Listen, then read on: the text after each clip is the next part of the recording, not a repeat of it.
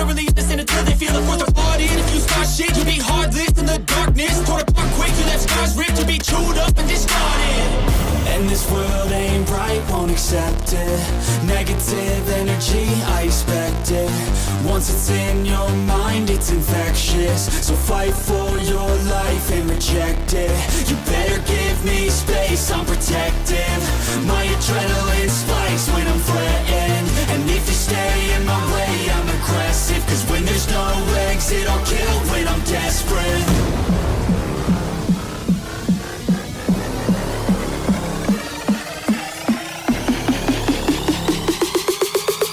When there's no exit, I'll kill when I'm desperate.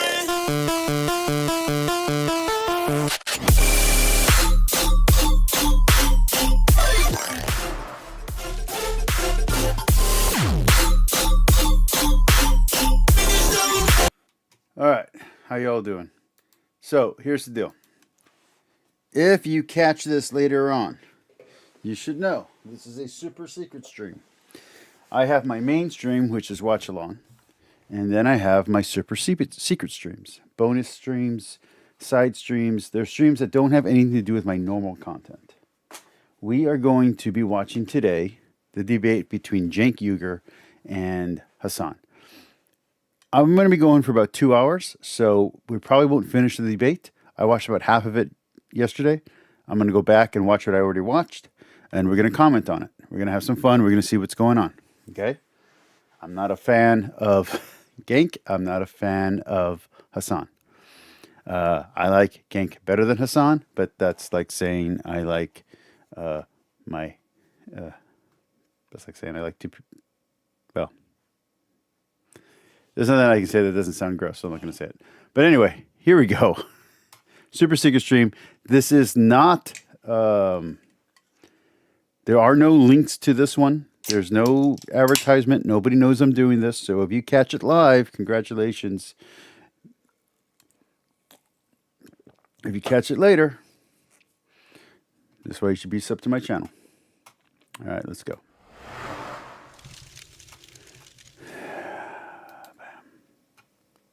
Doing a massive disservice to the left, not to the right. So look, at any time Kamala Harris to win desperately was like propping him up as this like prophetic figure, and I always thought that was ridiculous. And gruesome Governor Gavin Newsom are fine. Like I don't have an issue with it, especially if it's like, for example, making colleges more diverse in general.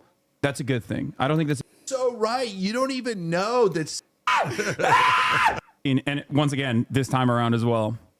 Yeah, she's got no business running. She didn't want to run. She sucks at it. All she has is talking points. That's why we said do a real primary. But of course, all the Democratic leadership yelled, no real primaries. We anoint. In the interest of fairness, this is where I also was, well, I'll explain my position, but I also said that I think the open primary process would spell chaos and disorder for the Democratic Party, especially so close to the actual election. And I thought because she was a blank slate, that there was an opportunity there to fill that blank slate with actually somewhat good policies. Even if she's not charismatic herself, she could have still, especially after she got locked in with Tim Walz, I was like, oh, this is great. And if this goes well, if I enjoy doing this one, we might do the other half of this video sometime in the future. Who knows? Great. She's going to be forced to like have to defend some of these positions, and inevitably maybe even move away from the tax or firefighters. They're all white let's say in the South, right, where you've got massive Jim Crow laws. If you deny that and you think, oh no, black people got perfect opportunity in the 1940s and 20s and 60s in the South, you're just in a different planet. So there's no point in talking to you, right? So they're at a massive disadvantage, to say the least. They can't get in. And the longshoremen, I get it. Their instinct is, I want to give my job to my son. It's a good job. It pays well, etc. Right? So I want to pass it on to my son. Now, at some point, you have to use affirmative action in the beginning to break through that, because if you allow that to happen, black people are never going to be able to break through, right? So you've got to, in the beginning, an affirmative action pick, Joe Biden, because Obama picked him because he was an old white guy. He's like, old I don't racist, really care. Old racist white guy who picked a better VP candidate that he knew was going to be the transitional. Can we also like give the right wing a tiny bit of credit here? I mean, they go too far when they say she's just a DEI hire. She was the Attorney General of California. She was a senator from California. She had the, but she had was the she bona picked because fides. she was a black woman? Of course, she was picked because she was a black woman. I mean, Biden said that was the real reason why she not only picked. I'll take it one step further. It's not even Kamala Harris that frustrates me about that. It's the fact that Biden said that about Ketanji Brown Jackson, who literally is more deserving of a Supreme Court appointment than most of the other Supreme Court justices, and he still fucked the bag up by turning around and being like, "Oh yeah, I'm picking a black woman, Jack," and it was fucking nutty because like that's the first time we've had a public defender sit on the top court. Like that was not a DEI hire in the way that conservatives mention it. So do you know that I'm against affirmative action? I've always been against affirmative action, and Wait. So, I'm of two opinions on affirmative action. Number one, in theory, I'm against it, and in practice, it doesn't bother me. So, I'm not for it, but I don't care about it. And if it can help someone out, I don't really care that it helps someone out. That's my view on it. It's when it leads to bad results, like bad art. That's the only time I care. The rest of the time, I don't care. So, affirmative action is fine by me. I'm never going to use it. I'm not interested in it. But yeah. I have a cousin of mine who's very, very white. But because she's Hispanic, she used an affirmative action availability to help with a scholarship for her schooling. She was already going to a top school. She already got some scholarship, but she used this to help round out her scholarship. So, I mean, it's fine. There's an advantage. Take it. Wait, really? Yeah, and the reason I did not know that. Yeah, the reason is because Ketanji Brown Jackson is an excellent On the other hand, Supreme Court justice who's perfectly qualified. So is my family members that actually needed affirmative action to get out of their situation didn't have it available to them. So, you know what I'm saying? I'm just saying that if you can use, if you can get it, use it. Sonia Sotomayor. But the minute that any minority, by the way, including us, gets any position of power, respect, etc., what does everybody do? I just got it because they're black. They just got it because they're this. No, I think that's and you think that's just a right wing thing, but it isn't. It No, gets no, into no, no. everyone's head. No, I understand where you're coming from, but I respectfully disagree. I think that is like ultimately caving in and capitulating to right wing framing on the issue. The affirmative action conversation has always been a band-aid solution to like significantly more consequential. If Hasan knew me, he'd fucking hate me. So, whatever. Who gives a shit? Racial dynamics in this country that have never been addressed at all. And I've always looked at things from a class position regardless. And like the real affirmative action is legacy admissions. 100%. Like, we even have a petition on tyt.com to end legacy petitions, because if you're against affirmative action, you have to be against affirmative action for super rich dudes whose dad went to Princeton or gave Princeton $1 million. Okay. yeah, George W. Bush going to Yale, you know? Yeah, that's He didn't totally fucking deserve to bullshit. go to And by Yale. the way, you know who else was an affirmative action pick? Joe Biden. Because Yep. Obama picked him because he was an old white guy. He's Yeah, like, old I don't racist, really care. old racist white guy who And by has the way, like gas. you know that with absolute certainty, because in his final list, he had a big list in the beginning, but in the final list, it was only old white men, because they knew they had to balance the ticket because he was a young African American. So let's not pretend that they didn't pick on demographic information. No, but Obama did, and so did Biden. Yeah, but also it doesn't work in that direction regardless, because A lot of these assumptions are really either bad faith or very cynical. It doesn't mean they can't be correct, but there can be other positive reasons why people support the people they support. That's one of the things I don't like about Genk, is that he always views everything through the donor class and through money. Sometimes people just like a fucking candidate.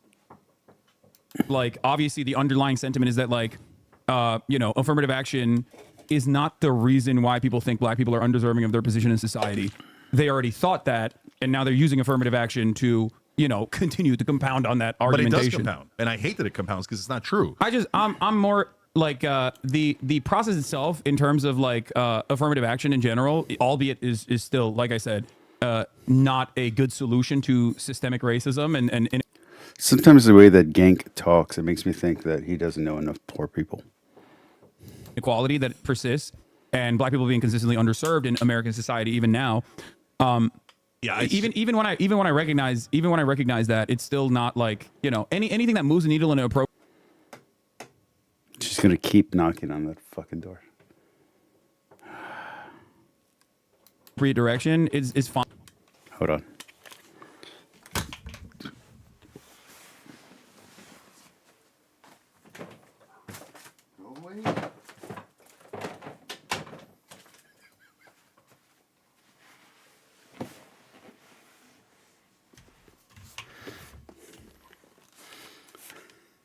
I open the door and she goes "Brrr," and runs off. On. Like I don't have an issue with it, especially if it's like, for example, making colleges more diverse in general. That's a good thing. I don't think that's a bad thing at all, because I do agree with college administrators when they say that America is a diverse country and that we want our student body population to be more representative of the country as a whole. Yeah. Why? And I think that actually makes it a more What do you think that solves? What in the world does that actually solve? College is not a right. It's a privilege, and it's something you have to opt into. If you don't want to go, what good does it do you? more like these are some of my most like rad lib takes, I would say, but I do think that actually makes it a better learning environment in general when you're a kid from the countryside that has never really encountered black people other than like seeing black people and black culture on television. When you actually, This guy's a moron. I live in a very homogenous area. We're almost all Hispanic here. There's still black and Indian and Indian meaning Hindu, not meaning native. We're all kind of half native down here. There's Jewish, there's Asian people in the schools. In my previous workplace, there's at least one person of each representation of the Rainbow Coalition, if you know what I mean. I don't know what he's talking about. I don't know what city doesn't have any minority presence whatsoever. Like it's like he doesn't understand America. He needs to go to the parts of America that he's scared to go to and just see how regular people lived. They're not assholes. They're not racist. They're just people. People are just people. go to college and you're in a dorm and your dorm mate is a black person, for the first time you're actually encountering and developing interpersonal relationships with people that you otherwise never would have. And I think that makes for a better learning environment. That's an incredibly stupid statement and naive, and underestimates the ability for people to relate to other people, and also underestimates what normal everyday America is like. Environment. So two things about that. Look, as you were talking, I came up with an analogy here. Let's see how it goes. I view affirmative action as kind of a counterproductive Band-Aid on a wound. So the right wing says the wound doesn't exist. No, I think the wound does exist. I just don't think that the Band-Aid is the right solution, right? Because what the Band-Aid is doing is it's covering up the wound and not letting it breathe and not letting it heal. You're a bit of an accelerationist. Okay, so in that regard. Okay, now she's knocking. Now she's kicking my door. All right, fine. She's gonna win. Target. What? What do you want? I don't want to have the sniffles today. I'm allergic to you. You might love me, but I'm allergic to you. Come on. Get up. Just come on. Hurry up. Quit with the show. Come on. There you go. Thank you. Okay.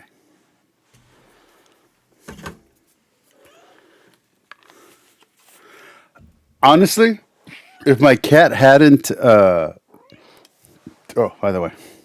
Say hello.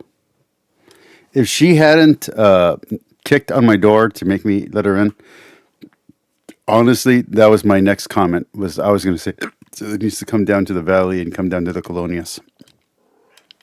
Come meet some truly poor people who have to deal with like gang violence. Like, what a dumbass. He has no idea what Mexico is like. No idea what colonias are like. For those who don't know, a colonia is something like a ghetto, but with no running water and no electricity. And they are spotted all throughout the border with the United States and Mexico. I was part of a film in a documentary in the 2000s, early 2000s. Excuse me.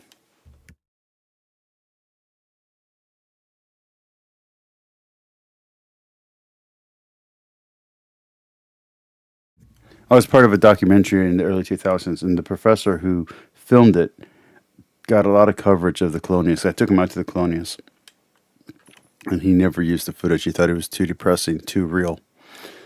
So I don't know if he's ever going to come out with that video. But Dr. Basham, release the tapes. Let's show the world what colonials are really like. Well, it's a very different acceleration. No, And but so, that no, is but I'm what- not trying to accelerate racism. I'm trying to end racism. That's what pure Marxist-Leninists say about the welfare state. Okay. It's a Not interested in band-aid. that. It's a band-aid continuation of like. I love his. I'm not interested in that. Like, shut up with your stupidity, your socialist stupidity. You're not a real socialist. You're a fucking prince. Like, shut the fuck up. No. Where do we leave off? Caving and capitulating to right-wing framing on the issue. The affirmative action conversation has all. Okay, regardless. so back to Biden and Harris. So we both agree Biden should have gotten the fuck out of the race. Crazy. Can right? I just say one? It's not just that it gives you diversity. Uncle's relationships with people that you otherwise never would have, So, and yeah. I think that makes for a better learning environment. So two things about that. Look, as you were talking, I came up with an analogy here. Let's see how it goes. I view affirmative action as kind of a counterproductive Band-Aid on a wound. So the right wing says the wound doesn't exist. No, I think the wound does exist. I just don't think that the Band-Aid is the right solution, right? Because what the Band-Aid is doing is it's covering up the wound and not letting it breathe and not letting it heal. You're a bit of an accelerationist. Okay, so In that regard. well, it's a very different accelerations. No, And but so, that is but I'm what- not trying to accelerate racism. I'm trying to end racism. That's what pure Marxist-Leninists say about the welfare state. Okay, It's a not band-aid. interested in that. It's a band-aid continuation of like of. Yeah, but they're wrong. That's a completely different topic. Okay, I'm just saying. I got you. So, but in this case, so constantly reaffirming and reaffirming, we should think about race. We should think about. Just to be very blunt.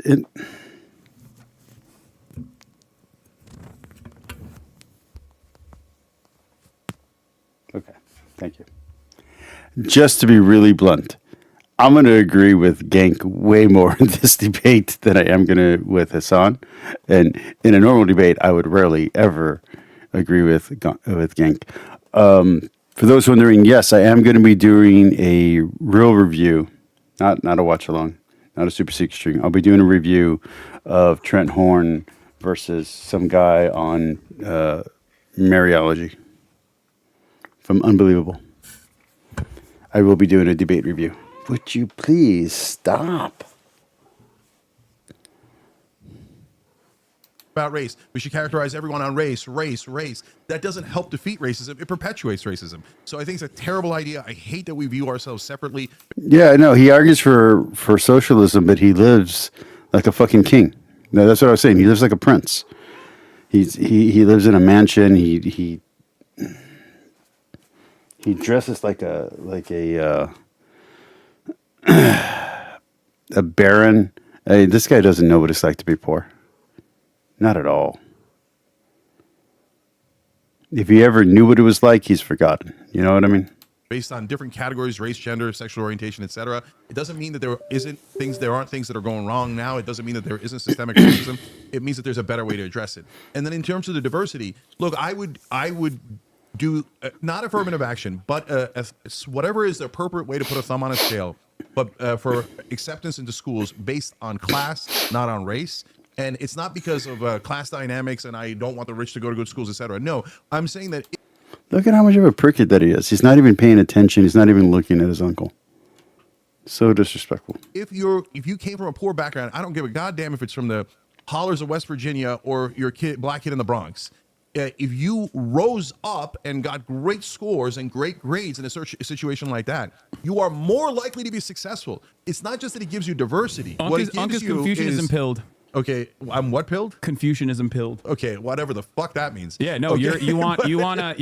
Yeah, this is once again, Jenkins, Dengus, rise up. You know, you want a yeah, Chinese style, meritocracy, pure yeah. meritocracy, pure meritocratic approach. Now, the problem with that is that when you have underserved communities consistently, you got to put your thumb on the scale in a certain place because we don't have true equality of opportunity in this country, and obviously people. I disagree with that altogether. No thumbs on anything. Just let the chips fall where they may. I like chaos. So Like yourself and myself, that's what we're advocating for.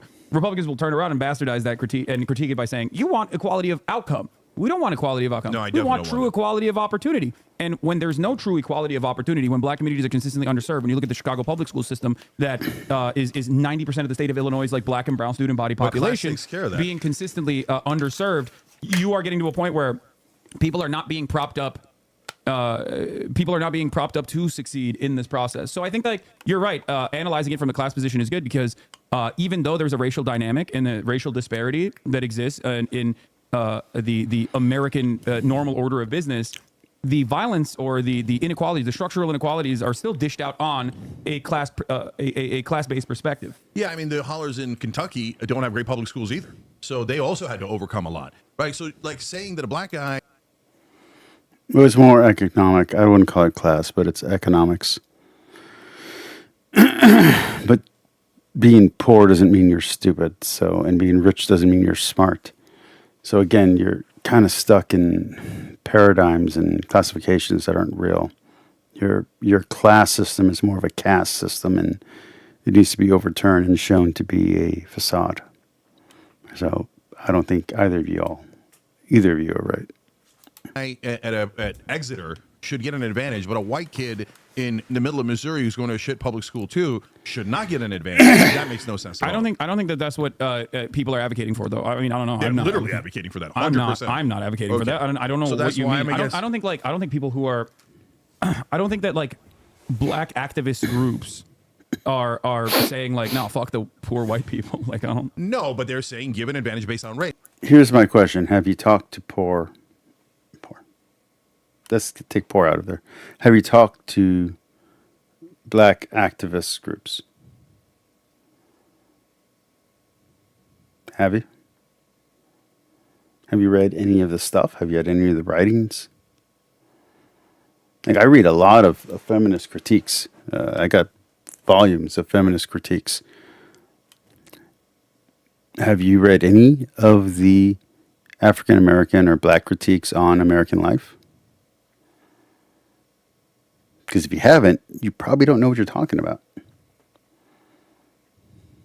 Race, not class. And I'm saying I 100% agree with it.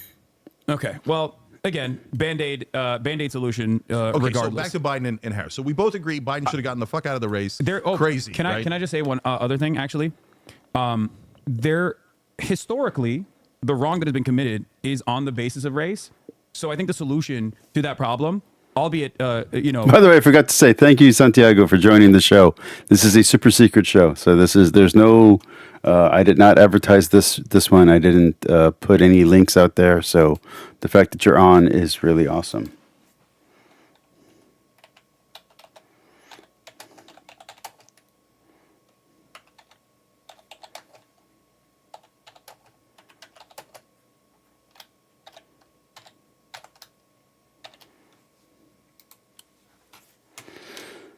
should feature a class dynamic, absolutely will have some racialized component attached to it, because you can't prove a historic wrong by simply being like, yeah, we're just gonna. So look, this is really important. So let's talk about balance, because in the beginning, when let's take longshoremen or firefighters, they're all white. Let's say in the South, right, where you've got massive Jim. Most of the oil field workers, most of the people who work on long haul shipping, that work in, it's not maritime, it's called something else. Hot dog it, I have several friends that work in this. But anyway, whether it's offshore oil rigging, whether it's long hauling, whether it's dry hauling, whether it's maritime, It's the word for pirate, but it doesn't mean pirate, and it's not privateer. It's the other one.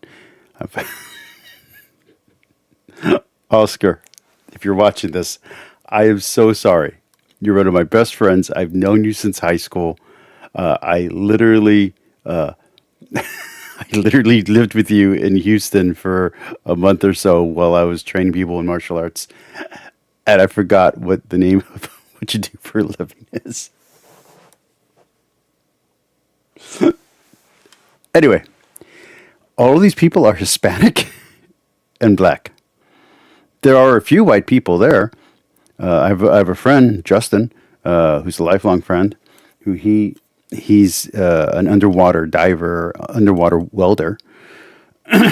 But the best man at his wedding was a black man, and that black man was his best friend because they worked together on the offshore underwelder welding, and it's a really tight bond you have to have because you're trusting these people with your life. Like it's not like the person you work with is just your coworker. The person you work with is saving your life on a constant daily basis. When I was doing, I guess the proper term is dispatching, but when I was doing bookkeeping for an oil hauling company, most of my job was not the bookkeeping. It was staying on the phone with the trucker from 12 p.m. to 6 a.m. to keep him awake. Like, that was the job. The job was keeping your buddy alive. So I don't think you understand that it isn't just white people working these jobs.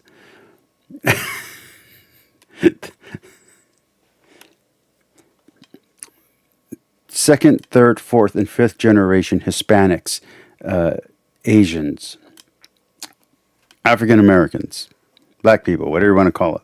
Call us as a larger group of people of color or whatever. We're all part of this workforce. And we all have these blue collar and no collar jobs. You know, I was a salesman for 7 years. So I think you just need to enter the actual workforce. Why don't you put your money in a trust for 2 years? This is a real advice to Hasan. Put your money in a trust for 2 years where you can't touch it, you can't use it, you don't have access to it. Like, you literally legally cut yourself off, and go work a different real job every year. Don't get stuck in one job, because it's real easy to get into one of these jobs, and after you go through the hazing process and you get accepted by everyone, for you to want to stay there. Don't stay there. Go coal mining for 1 year. Go oil rigging for 1 year. Go pick crops for 1 year. It's seasonal, so I mean, you can do one or the other. You can multiply all of this stuff. That's what a lot of us actually do.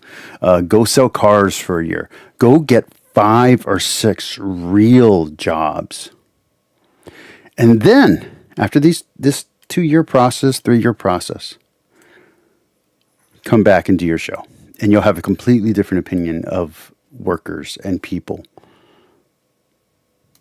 Crow laws. If you deny that and you think, oh no, black people got perfect opportunity in the 1940s and 20s and 60s in the South, you're just in a different planet, so there's no point in talking to you, right? So they're at a massive disadvantage, to say the least. They can't get in. And the longshoremen, I get it. Their instinct is, I want to give my job to my son. It's a good job. It pays well, etc. Right? So I want to pass it on to my son.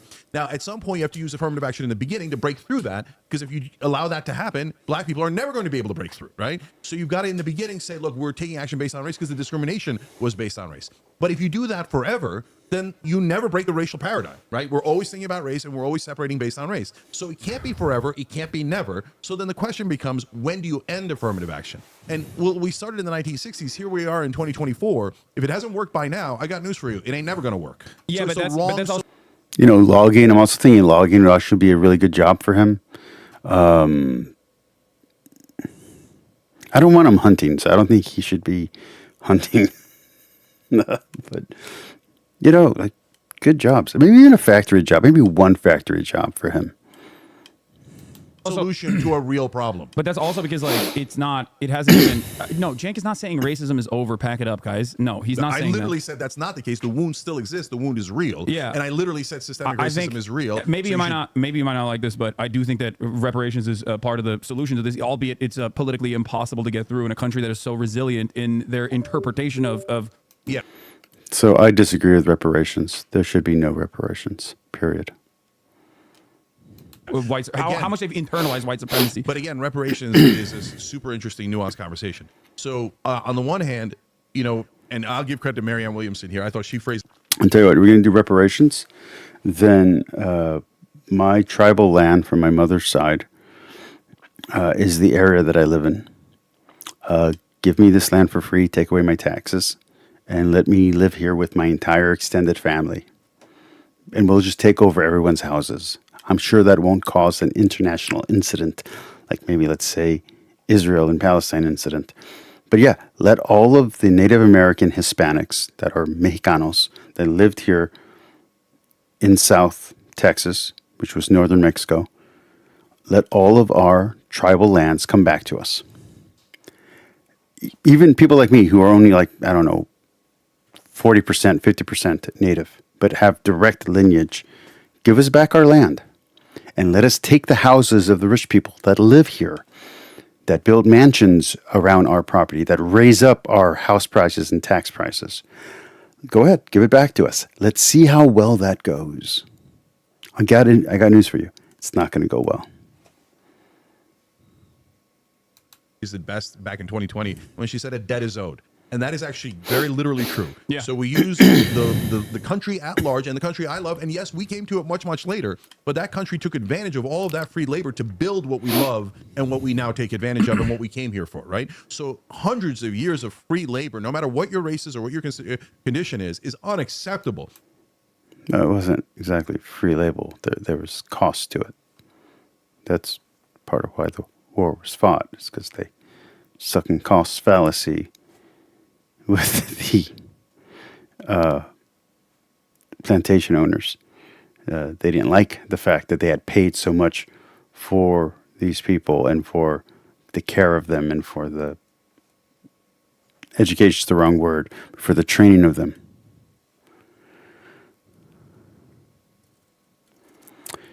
Oh, that one got blocked by YouTube, my friend. I don't know why. I'm going to read it from the screen. It's weird when leftists can't go beyond material condition or class dynamic. Some workers simply don't care about work dynamics. Some work because it's some family tradition or pride. That is very, very 100% true. And it's something that Hasan doesn't seem to understand. Genk, every once in a while, seems to grasp, and then he loses it. You know what I mean? It's like a fleeting, lucid thought that hits him, and then he'll say something, that contradicts it. But yeah, Genk, every once in a while, seems to get it. Hasan doesn't understand it at all. They never got paid for that. It's a massive robbery from African Americans in this country. So I not only acknowledge that, but I'm enraged by it. But now, what are we going to do? If you propose a reparations that's so extreme as San Francisco did, where they're like, oh, any black person can buy a house in San Francisco for $1. What the fuck? Okay. What do you? I don't even know what you're talking. Hold on. What are you talking about? Had this insane thing where they're like, okay, now every white and non-black, including Latinos, including Middle Eastern, Asians, etc., have to give money to black people in this city or in this town where they passed it. What is going on with my skin tone right now? Holy smoke! I look white. Is it the lighting? Is it the camera? You know what? I'm gonna get some liquid so I can get some color back in my skin. Give me 1 second. I'm gonna let this play. I'm gonna pull a Hasan. I'm gonna let this play while I go get my drink. Hold on. Let's just take a look at it first. Let's analyze it a little bit because this seems a little kooky. You're going to see how insane it is. This seems a little bit kooky. So proposals include financing debt forgiveness, guaranteed annual incomes for families and homes in the city for $1. San Francisco backs reparation plans, including $5 million to eligible black adults. More than 100 recommendations included payments of $5 million to every eligible black adult, the elimination of personal debt and tax burdens, guaranteed annual incomes of at least $97,000 for 250 years, and homes in San Francisco for just $1 a family. San Francisco lawmakers heard that's real. That's the Guardian. They heard a range of options. Sometimes people have ideas. They present those ideas in a situation like this, in like a public town hall setting, and regardless of enthusiastic support by their council. Okay, so but here's the thing. This is, this is some of the 100 different recommendations that came through, and it doesn't seem like they followed through on this or any number of these different reparations plans. It's like people have a multitude enthusiastically received. I think saying that is very different than following through on it as a part of your legislative agenda. So my point was there are extreme proposals on reparations that make no sense. Okay. And you're agreeing. It makes no sense. Okay. Right? That's a ludicrous position. Yeah, right? but so this is... Hold on. Is there a way to do reparations in a way that does make sense? And I think the answer is yes. I don't think it's giving black people a house for $1. I don't think it's giving them money, etc. But the new school has proposed some interesting ideas, including, hey, what if we provided tax breaks that would be material in buying housing for African Americans? So, well, okay, that's interesting because now, or you created a fund that allows them to turn it into an education fund for their children, right? This person also has a good point. We should have a ceasefire in Gaza has also been enthusiastically received by the Biden admin. Didn't mean they did the damn thing because politicians but we're not arguing, guys. If you think it's absurd, great, fantastic. We all agree it's absurd. I don't think that there are I'm sure that there are some people who think this is a fantastic idea and they could get into an academic conversation about it. It's just more so a matter of like the framing of this. To make it seem as though like the I'm setting the outer extremes, Us. Yeah, but like, okay, so I'm saying when you say reparations, a lot of people are going to say hell no. A lot of people are going to say hell yes. But my point is, but what are we saying yes or no to? So if you take the most extreme example, I say no, and everybody says no. But it's not I'm agreeing with you. That's not the only proposal. I'm just telling you. The way that Hasan twists Genk's point. Now, Genk didn't have a strong point. He didn't know the facts. That's fine. But the way that Hasan just kind of twisted it was also dishonest. Santiago says, I think reparations is not a bad idea per se, but the moment in time has passed. Well, like I said, I mean, literally, I'm living on my family's land. Like, I have to pay taxes to live where my family's from. So, on my mother's side, of course. So it's just a weird thing. I remember, I don't know, maybe it's like 7 years ago now, when Spain offered families, including my own, that are part of the diaspora, to have citizenship in Spain. And I think right now, Italy is offering $1 housing in some of their dilapidated neighborhoods. These type of reparations and these type of gifts come with very high cost. They're not free. And they don't solve the problem. So while it feels good in the moment, the actual cost to change your life is greater than the carrot that's being dangled in front of your face as a way to say, oh, forgive us for the sins that we have done for you. Here, let us pay you back for the shitty situation we put you in through circumstances that are beyond our control and have nothing to do with us personally, but have to do with our ancestors. It doesn't work like that. You want to fix your life, you have to fix your life now. So that means better education, that means better opportunities, not more opportunities, not equal opportunity, better opportunities. So there's a lot that goes on that really should be done. So people should be learning financing. They should be learning savings. They should be understanding fundamentals of economics. They should be learning how to have a portfolio, how to do investments. They should be learning proper financing. They should be financially literate, economically literate. These are things I think would really help. Yeah, Santiago, they did end Santiago was asking about the Spanish ancestry thing. They did end it. I think you can still claim it. When I looked into it, that's when I found out about my family with the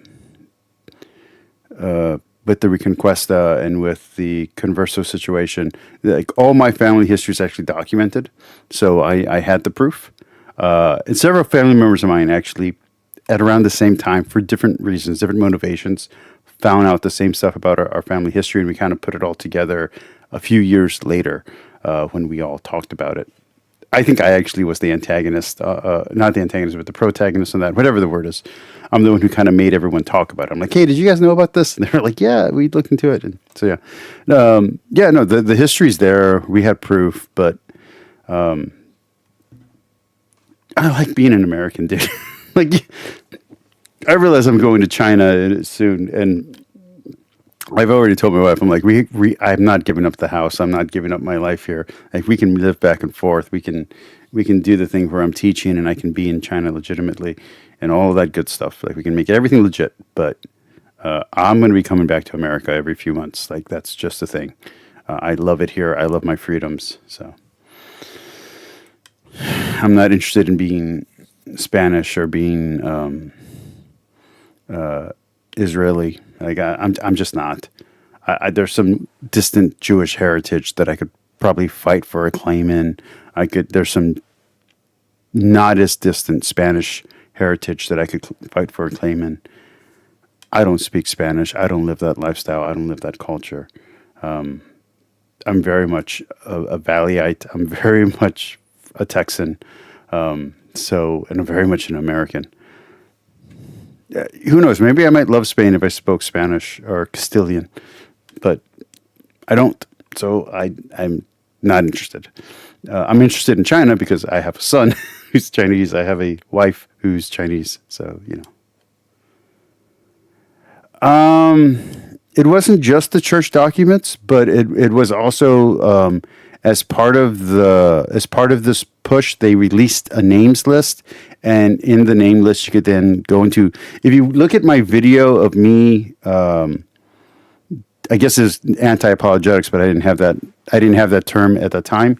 You look at me countering Brian Haltsworth. You look at those two videos. I actually put all the material there. I don't put my specific family name there because my family's actually famous in Spain, which was really embarrassing. But there's a very specific sanctuary city for Jewish people that my family founded. And then a few hundred years later, my family then betrays our own people to survive the Reconquista and the Inquisition. So it's really ugly. It's really ugly stuff. New School has proposals that are really interesting about, hey, what if it was directed towards education or housing? We promised 40 acres and a mule, and we lied. We never gave them the 40 acres and a mule. Yeah, only reparations were given to slave owners, as a matter of fact, for lost revenue off of the freed African men and women. Yeah. So you see what I'm saying? That I don't like that he just says yeah to that.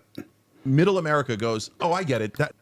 That sucks. That was an injustice. And we're trying a small thing here to make up for the injustice. So that So Hasan so Genk makes a claim, and Hasan will go disprove it right away. But Hasan makes a claim, no one's challenging. Everyone's just like, yeah, fine. I dug it. At a minimum, symbolically, to say, thank you, brothers and sisters, for putting up with this shit. Like, I know you didn't do it voluntarily, but you helped build this country, and we appreciate you. So get on a page where we understand each other and appreciate each other, instead of framing it as, I'm taking from you. You owe me, and I'm taking from you, right? So that perpetuates a wrong cycle. Whereas, but in order to do that, Haas, last thing on it is, you've got to have like truth and reconciliation, just like South Africa did. Here's all the fucked up shit we did. South Africa's, South Africa's Reconstruction period also was not a great. But truth and success reconciliation was excellent. So that portion of it was great because they said, here's all the terrible things we did. Guys, it doesn't mean that white people today are racist. It doesn't mean white people today are awful. It doesn't mean all white people are the same. It doesn't mean any of that. What it means is, in the past, there were terrible things that were done. And here's us trying to make up for it in some small way that the country agrees to and we're all on board for. And sincere apology and a sincere thank you. And now, from now on, let's move forward. Let's move forward and cut all the talk of like race this and race that and gender this and gender that from both sides, by the way. The right wing starts more identity politics than the left wing does. So now the right wing guys, their heads will explode. What do you mean? You guys try to find wedge issues on every fucking thing. And then you go more and more extreme. And I think you guys, us, fall into that trap way too often. We'll get to that later. Wait, let's get to it now. Okay. What do you mean by that? So you know what we're going to talk about, the trans issues. So on trans issues, as an example, over 60% of Americans agree. Of course, they should have the same What was he trying to say there? constitutional rights, same rights to housing, employment, rules against discrimination, etc. Does 1/3 of the country disagree? Yeah, sad day for them. 2/3 of the country agrees trans people should be protected. I'm 100% on board for that, right? And if you're a right winger and you go, no man, they're weird, they're different, they're blah, blah, blah, and I'm going to hate them. Well, good luck. I don't like how he makes the same mistake most of the left and most progressive makes, which is he just blankets the right into like this one view that doesn't even represent the right. So let's just put it this way. If he says that the majority of Americans believe that trans people should have rights and the majority of Americans voted Republican, that means that a majority of the right thinks that trans people should have rights. It's basic math, man. Luck to you, brother. I'm not going to hate them, and I'm going to protect them. Okay, but so that didn't work for them. So they went digging. So then they go, okay, we should ban trans people from the military. Did you read the New York Times article I told you to read on this the last time we had this conversation? I'm not sure I did. About how? Okay, so they went digging. yeah. So what you're describing is what I was explaining to you that the Christian groups, the right wing Christian nationalist groups, in the aftermath of the failed. I'm very curious of how Hasan defines Christian nationalism. I will be doing videos on Christian nationalism next week or the week after. It's going to be having to do with Christy Burke. I am going to vet her videos before we watch them. If there's good stuff in there, we will be talking about it, but I don't want to just go into it blind. And either next week or the week after, there will be a new debate review.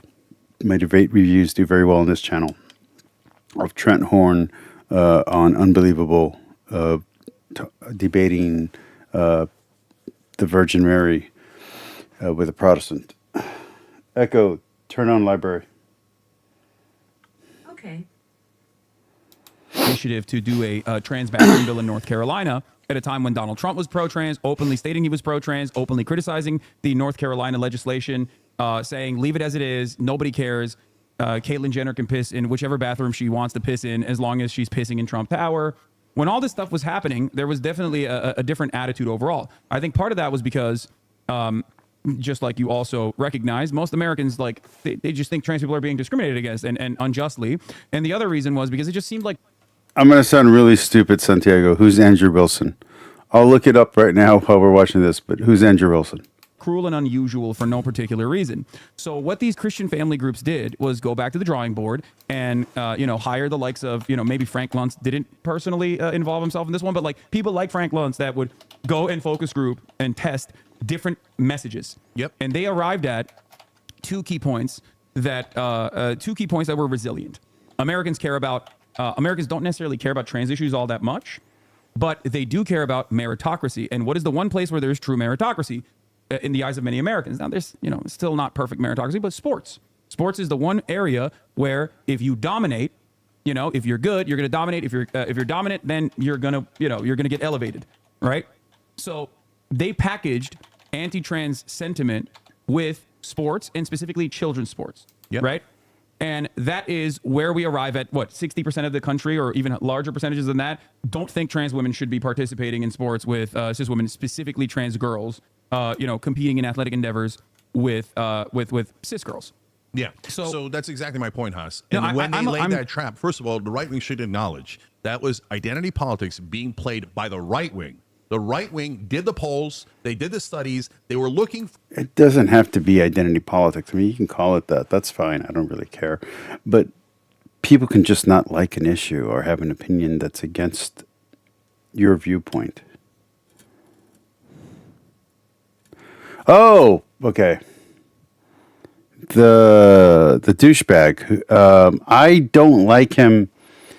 If we're thinking about the same guy, I saw the debate that he did with. Who's that guy? It's a terrible guy who he debated.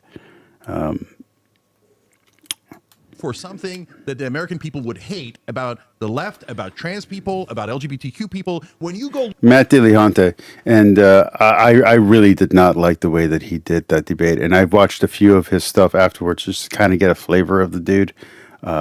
I do not like that guy. He's kind of a jerk. He's very clever, but he's inflaming a situation instead of solving a situation. So he's not helping the cause. But he's entertaining. If you just want entertainment, then he's perfect. But if you actually want a solution to the problems, he's not the right guy.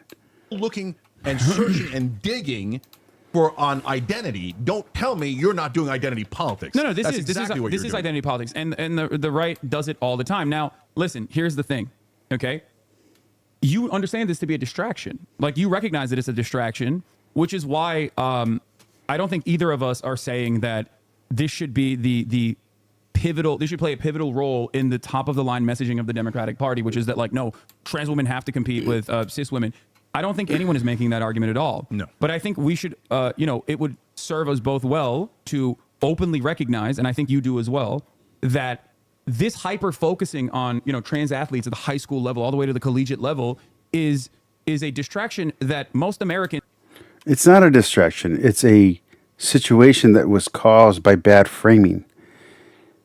You had the entire world watch supposed trans athletes demolish obvious feminine athletes. And it was so bad, and the suspicions were so bad, that even in countries where this shouldn't be an issue, because it's not a Western issue for them, it's not an issue that like it is here in the West. I'm talking about like China, Iran, Japan. It's not just that. It's not just a perception issue or a right-left issue.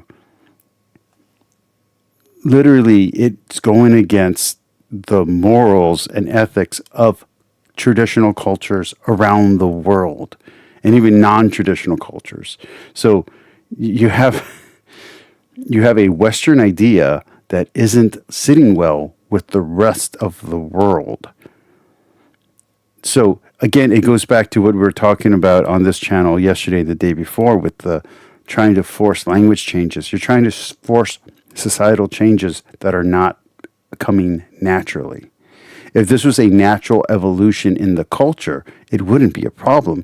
It's that you're trying to force an unnatural evolution into the culture that is the problem. So when you're arguing for trans rights, you're probably going to win the argument. When you're arguing against, again, framing for trans athletes who are biologically male to compete against female athletes, you're going to lose because the framing now changed. You're no longer. It's not the hierarchy of what is it, disabilities or whatever it is, of repression. That's not what's going on. People can physically see someone dominate someone else, and so every bad assumption in the world is going to come out. It's how conspiracies form with everything. So you're just wrong on this issue, and your framing is bad, and it's you're acting as if people don't have eyes to see or ears to hear. Genk forgets that right-leaning people love sports and that the last thing conservative parents want is watching their kids get dominated in a sport when they see an unfair advantage. And like I said, it was the Olympics that really broke this open for the majority of the world, not just America. The world saw the result of Western ideology and went, no, this has to stop. And foreign countries passed laws to prevent Western influence on trans issues to infiltrate their societies. Like, it's a global culture war now. So you're just wrong on this. It's not, and when I say you're wrong, I don't mean like as in it's wrong for them to have rights. No, it's wrong. Your understanding of human nature, your understanding of human nature is wrong. You're not winning over the people you think you're winning over. You're pushing more and more people to the side that you're supposedly opposing. If you can see this in the politics of Kamala Harris, you should be able to see this in the global politics of LGBTQ plus rights. your framing's bad. And you're going to keep losing support because you keep using the wrong framing, and you're a hammer who's seeing everything as a nail, and it doesn't work that way. The argument on rights is the argument that wins. The argument on perception is the argument that loses, because everyone has eyes.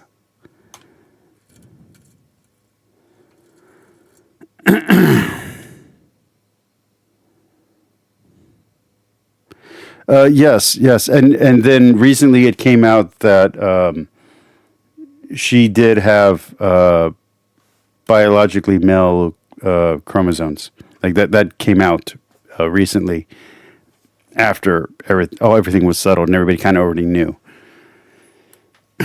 There are so many. This is why passing is so hard. There are so many factors into how people read other people. Like literally, this is why masks don't work like they do in movies and comic books. You can cover your whole face and someone can see just a bit of lip or a bit of the corner of an eye and know if it's somebody that they know. If it's someone you know, all you need is a little piece of skin, just a little bit of skin, and you'll know it's the person that you know. That's how observant our eyes are. If you ever look at someone, if you try to look someone in the face and you can't do it for some reason, and you look at their nose or you look at their lips, they can see where your eyes are looking, even though you're looking right at their face. So these ideas that Genk and Hasan are pushing out there work great in theory. They work great in a comic book. They work great in a movie. They don't work in real life, because in real life, there are so many little micro details that people are reading from other people, because people are trying to read threat. People are trying to read intention. And because we train ourselves to do that, it's why writers me, I can watch 2 minutes of a movie and I can tell you how the movie's going to end. Or I can watch one episode of a season of a show, and it can be a 5-season series or a 6-season series. I can tell you how it's going to end, because we already identify all the markers. For someone who is trans, like, it's a real hard challenge to try to pass as a different biological gender, because there's so many tell signs. That's why if you look at the current trans movement, they've kind of gone away from trying to pass, and they're now just trans as its own identity. This whole non-binary thing that's kind of going on within that community.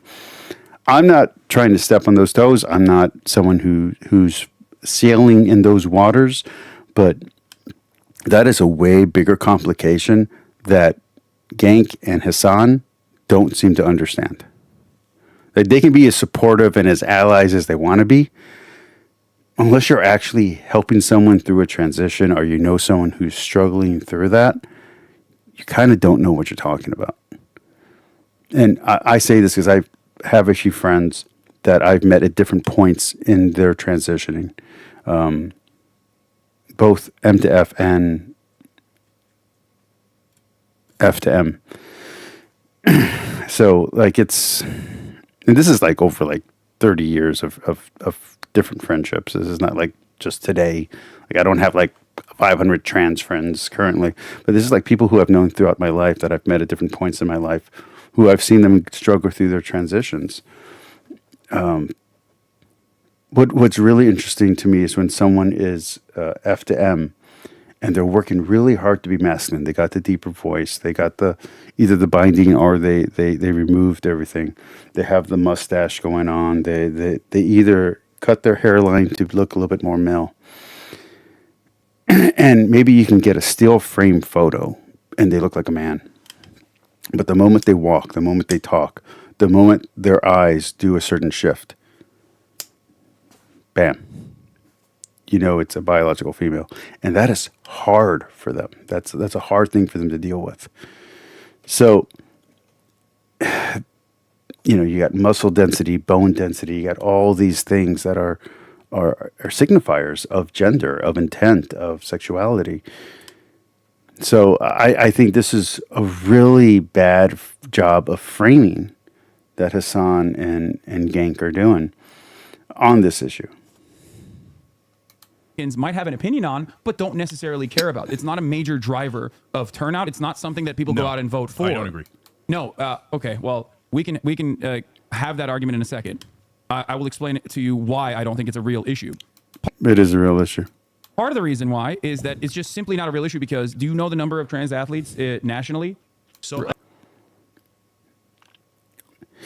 What he's about to say here is so stupid. I've been to LA. I've been to Los Angeles. I've been to San Francisco. I've been to Vegas. I've been to Petal, Mississippi. I've been to New Orleans. I've been to Orlando. I've been to Dallas, Fort Worth, Mount Charleston, Victoria, Texas, Houston, Texas. I'm trying to think of other places where I've stayed an extended period of time. Pharr, Texas, McAllen, Texas, Brownsville, Texas, South Padre Island. In every single one of these places that I've gone to, in the South, mind you, I've met trans people. I've also met black people there and Asian people there and Jewish people there and Hispanic people there and white people there. Yes, white people do exist. So I don't know what Hasan is talking about. People exist everywhere. Like 1% of a population is still a lot in a population. 5%? Woo!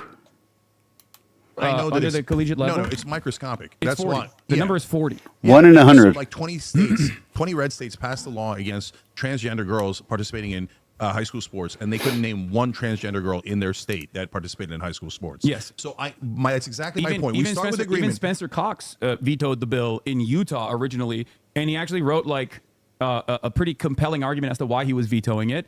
And governors like Andy Bashar have actually won by higher margins after open. All it has to do is happen once and make national news once, and people will have an opinion on it.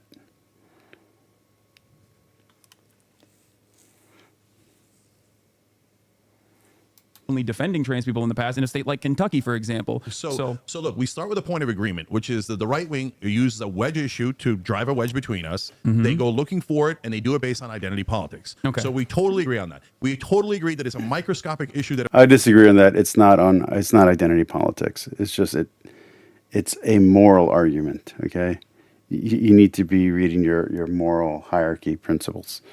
This is a moral argument. It's not an identity politics issue. It's a moral argument.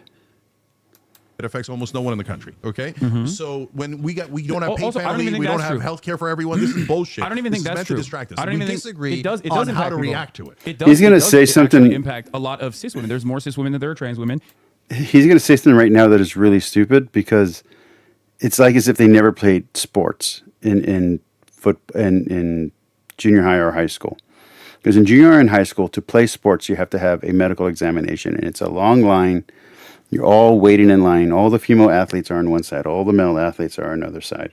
You have your little form, and there's a doctor, a male and a female doctor. And if you're a guy, they check your balls, and you have to cough. You have to turn to one side and cough. And if you're a female, they check whatever it is they check.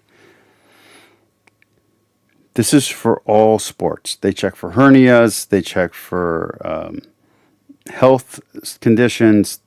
They do this. They do this health check before you can play sports.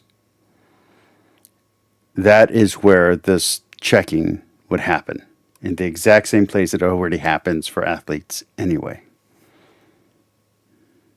And there are a lot of young girls that this could technically impact, because now you have bills like the one in Ohio, the penis inspection bills, like the one that they have in Ohio, where like one of the parents from the opposing team could be like, "That's a trans girl, actually," and then they have to literally go and traumatize this like young girl Yes. who in many.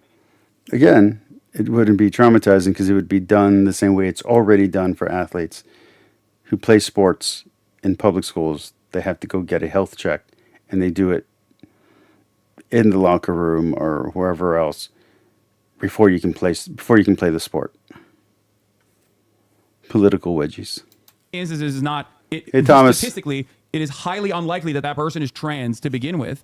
So And, look, and again, it ends but up Haas, harming. It ends up harming. Okay, let's take my issue from when I was a kid. I was a very feminine child. I had higher estrogen than the normal male. Let's say they allowed me to play female sports, and then I hit puberty, and I look like this, like just 1 year after I joined the female sports. Are you fucking kidding me? I went from being the weakest person in my school to being the strongest boy in my school over a summer. I went from having nightmares where I couldn't punch because I was so weak, and having leg cramps, and where I couldn't even pick up an axe to cut down a tree, to one summer later picking up 100-pound dumbbells. You don't want that tearing through female football or female soccer? Come on. This is a terrible argument.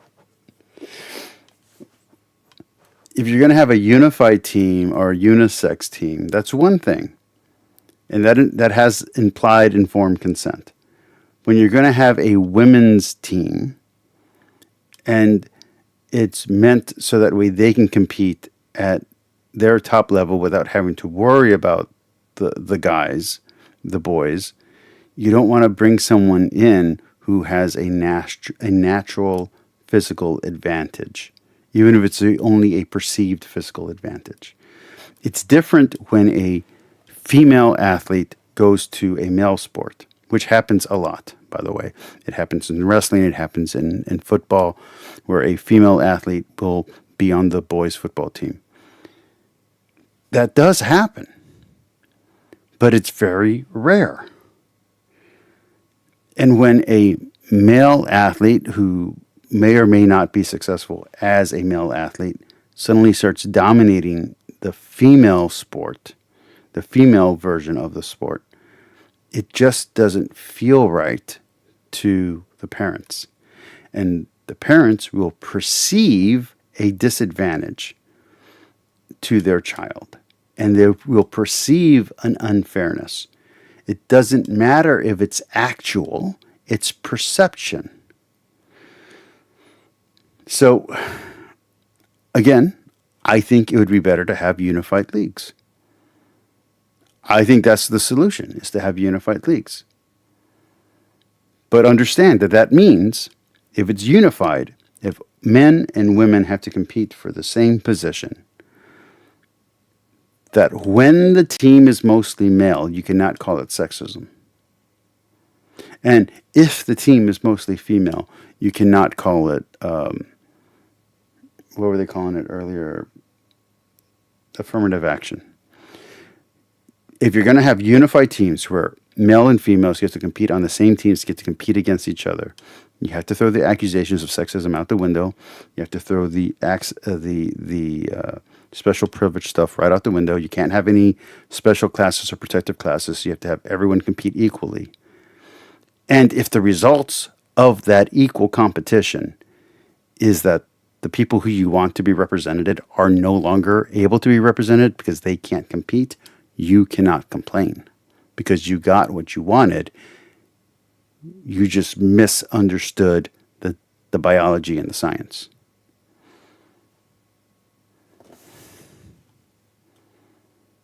But I'm all for unified leagues. I taught female fighters when I was a martial arts instructor. I'm okay with it. I'm okay with women beating up guys. I'm okay with guys and girls competing against each other. But the world is not ready for that. They tried it with the Olympics, and even just perceived gender differences turned into a global controversy. Even in China, even in countries like China and Iran that are not part of the Western conversation. Cis women even more than it ends up harming trans women. So that's look. I said this exact same point on trigonometry, and their audience hated it. But this is the reality. The reason I make a distinction between high school and professional sports is because in high school, what you're saying is, like Ohio, if I really want to institute this, even though it affects almost no trans or cis girls if in the world in Ohio So I'm going to call this person my niece. That's not really who she is, but for all intended purposes, I was there from the day she was born. I was there until she graduated high school. I was part of her life every single day. Me and her father were weightlifting together, and we instilled our weightlifting into her. And she ended up winning state championships here in Texas. I don't know if they're state championships. They're charter schools. I don't know how things work with charter schools. But she won the championships in weightlifting. And because of her weight class, she also had to compete against guys. And she beat guys in her weight class. And she was the overall pound for pound the strongest as well. Now, she wasn't actually physically the strongest. She's shorter than I am. But she could out bench press. She could out bench press, not bench press. Ugh. She could out deadlift me. She was way stronger than me or her dad on deadlifting or squatting. And she won competitions in weightlifting against boys, in her weight class. And overall, all around, she was the winner for not catch weight, but when it's like all around athlete. Now, she wasn't the physically strongest person there. Like, there was obviously in higher weight classes people who were stronger, but pound for pound, she was the strongest. Okay. So that's awesome. That's an awesome thing. She could compete against the guys and win. But she couldn't beat a guy who was twice her size in a weightlifting competition. It's only at percentages. Like, percentage-wise, she's lifting more weight for her body weight percentagely than he is. So she's lifting, 2.5 times her weight, while he's only lifting twice his weight. But twice his weight is way more than the absolute weight that she's lifting, because she's physically shorter and physically skinnier than the other guy on her team or on the other team. But if I go to implement it, now I got to check everybody's genitals, and there's got to be a genital checker, right? And let me guess. And I want to be very clear about this. What they're not understanding is this has nothing to do with biology. This is pure physics. Leverage is a huge thing in fighting and in weightlifting. I've beaten people bigger than me. That used to be my favorite thing in fighting, was to beat people bigger than me. But I've also lost fights to people smaller than me, even just exhibitions. So, yeah, I get it. It's not absolute. It doesn't absolutely this is 100% every single time. I get it. But pure physics will tell you that larger mass and longer levers equal more strength. And because of that, a taller, bigger person has an advantage over a smaller, skinnier person. Unless you're going to start putting weight classes in football and basketball and height classes. Now we're going to have different levels of height for basketball players, like for basketball teams and basketball leagues. That's just insane, man. Yes. Tons of Republican older men are going to volunteer to check the genitals of our high school kids. And I hate it. I don't want it. It's like a groomer, pervert factory. And they're going to probably put Jim Jordan in charge of it. Fuck no, okay? But when you get to the professional level, you get to the Olympic level, you guys make a giant mistake. You fall right into their trap. And you go, oh, yeah. What he just said shows his ignorance of sports. Every single student has to go through a physical check before they can play sports. Every single one. I had to do it. Everyone has to do it. When I played football, I had to turn my head and cough. You know what I mean? It's just part of the test. Sure, they should be able to make sure you're physically fit. The overwhelming majority of the American physically capable of participating. people do not agree with you. You should let the Olympics and the professional sports decide it on their own. It is not a constitutional right. They have no so-called right to participate in the WNBA. I don't have a right to participate in the NBA. So number one, I don't agree when you go to those extremes. And number two, does it affect elections? Well, we had an overwhelming answer to that in the Trump-Harris contest, because Donald Trump ran the anti-trans ad, which was not about hating trans people, although of course it was perceived as such by a lot of people. And so, but what it was saying, hey, you guys are giving free surgery to undocumented immigrants who are detainees who are trans. It's too much. It's too, and I agree, it is too much. 98% of Americans agree it is too much, right? So instead of saying, oh no, that you guys are right, that's too much. And of course, sports leagues, that's fine. And of course, no, we're not going to pay for any surgery for a dude who just crossed the border a second ago, right? Instead, you guys go, no, let's fight. Oh, for God's sake! And you dig in, and now we're on a losing ground for no reason at all. Can you tell me who on the Democratic Party's campaign was actually saying, like, no, we have to issue bottom surgery for undocumented migrants? This is such a stupid argument from Hasan. A lot of people on the internet, including Destiny, including Hasan himself, including people in OTK, including activists, and even activists that I enjoy listening to, were advocating for these things. And were advocating for these extremities. And it was in doing so that they made themselves look unreasonable. Outside of Kamala Harris saying that in an ACLU questionnaire in 2019. Even Shoehanhead said it was very sad to see this happen to Kamala, because Kamala was very careful not to engage in this kind of stupidity, and yet her supporters did.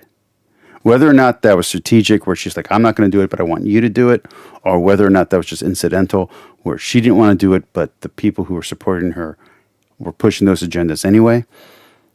Either way, whether it's bad luck or bad planning, it still cost her votes.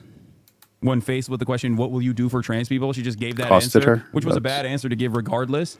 But was there like a hyper focus from the Democratic Party's campaign that I'm missing? So Trump starts running the ad, and it instantly jumps to the most effective ad according to Trump's internal numbers and according to Kamala Harris's internal numbers. So at that point, That's also not true. David Plouffe literally said on the Pod Save America autopsy that they engaged in that the ad actually wasn't all that impactful at all. yeah, bullshit. Oh, you I don't saw him believe it? say that. I know it's not true, because Future Forward, the biggest PAC that Kamala Harris said that the Charlemagne the God version of that moved the national polls by not the national polls, but for people who viewed it, it moved the numbers by 2.7 points nationally. Okay. That is gigantic, and they said it was the most effective ad Trump had. Hey, should I move my camera, or is it fine where it is? Because I'm blocking them talking. If I should move it, put a 1. If you guys think it's fine, put a 2. That's why he then doubled down and quadrupled down and wound up spending 20% of his entire ad budget on that ad, I think because both sides thought it was the single most effective ad. I think that's literally the reason why Kamala Harris was able to actually catch up to Donald Trump on not only the economy, because of their hyper focus on the trans shit. But You here's thought where that helped Kamala Harris? no, I don't. I think that this kind of hyper focus on a marginalized group is not moving people to go out and vote in any meaningful capacity, for some of the reasons that you also mentioned, but also because most people don't know who the fuck trans people are. They've never met a trans person. They don't give a shit. They just care about the economy.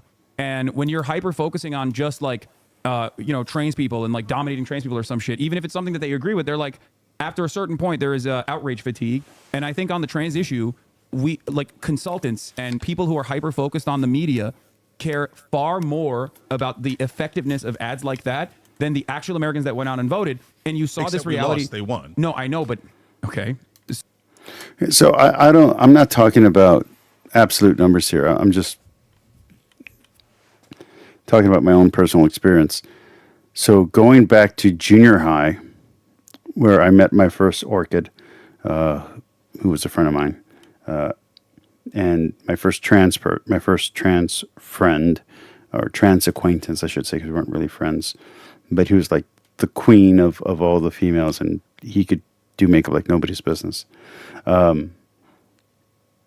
That's 7th grade. So from 7th grade, that was then in high school. I was friends with the first out lesbian at my school, and me and her hung out all the time. She was super awesome. We were inseparable. That was my senior year.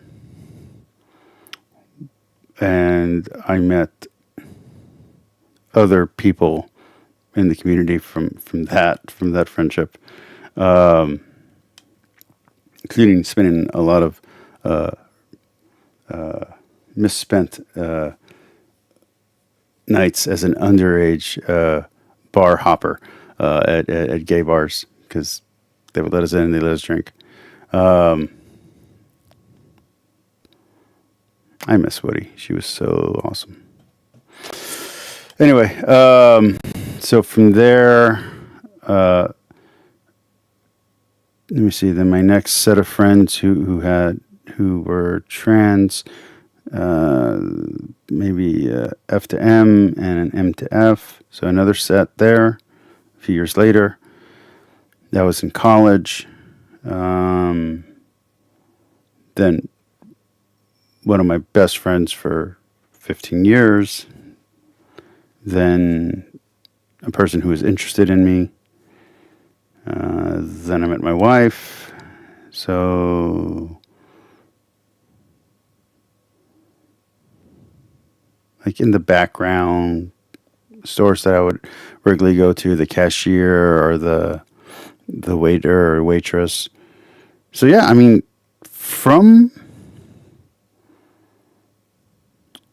there was, no, I won't get into that. There was a person who made sushi at my local HEB who was very famous for being very beautiful, and she was trans.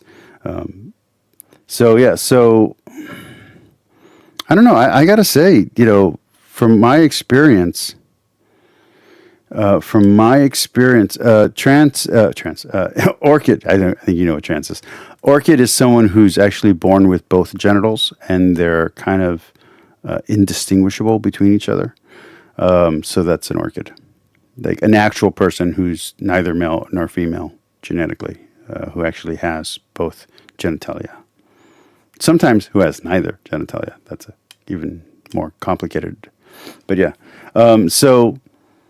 But anyway, my point was that even in a small town in South Texas, I don't think I ever went more than 2 or 3 years without meeting at least one new trans person, or I guess now they'd call them non-binary person, or back in the day during my time, we call them androgynous, androgynous person. Never more than a year. Like maybe like 1 year apart or 2 years apart, I'd meet at least 2 or 3 new people who were part of that community, if you want to call it that, even though back then it really wasn't a community. So like, I just think Hasan doesn't live with real people. Do you know what I mean? Like, I don't know people that don't know gay people. I don't know people that don't know a lesbian. I don't know people that have never met a trans person. I don't know anyone who's never met a black person. I don't know anyone who's never met an Asian person. Like, I don't. Every family member that I have is married into a family that has at least one black person and one Asian person. I can't think of anyone I know who doesn't know someone who's a minority. I get that I'm a minority, so that already clouds it. But you know what I'm saying? I don't think Hasan understands what real America is like. So I mean, like, so in the real world, they won, we lost. In the, that's why in you the have to world look at, of that's why you have consultants to, where they look at polling, that's why you have they to won, look, we lost. That's why you have to look at the broader campaign and what Americans were concerned with and why they voted in the ways that they. By the way, the most liberal people in my family live in Louisiana and Mississippi. The most liberal people in my family, like the most progressive, anti-Trump people in my family, individuals in my family, live in Louisiana and Mississippi and New Orleans. So, They did, and I think Haas, here's your where you and I position- agree on. So your position is, even though both sides overwhelmingly say that ad was the most effective ad, and it moved people, and it cost Kamala Harris tons and tons of votes, you disagree. Yes, and the reason why I disagree with it is because, well, I love Hasan's completely arrogance. Disagree with it, and I'll explain to you why. And I think you and I are going to be in agreement with this.